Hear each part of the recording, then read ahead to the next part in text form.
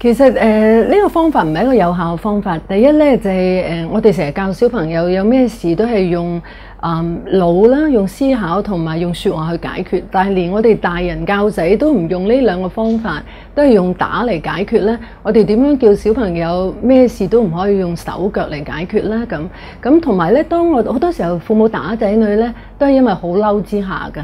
好多父母都話：如果唔嬲就唔會打㗎啦。咁即係話，如果你好嬲之下去打咧，你係發泄緊情緒啊！同樣咧，呢個一個身教咧，就係原來人嬲嘅時候用隻手去打嗰個激嬲你嘅人。咁所以佢見得多咧，或者佢經驗得多咧，佢自然當佢細佬激嬲佢嘅時候，佢都係用隻手拍佢一下咯。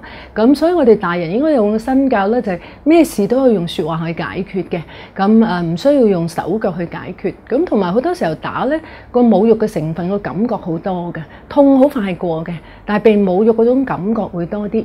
同埋咧，佢覺得你打咗佢咧，反而嗰個反省內疚會少啲。你都打咗啦，我咩錯事都還翻晒啦，咁佢就反而嗰個恨意對你咧多，但係反省咧會少嘅。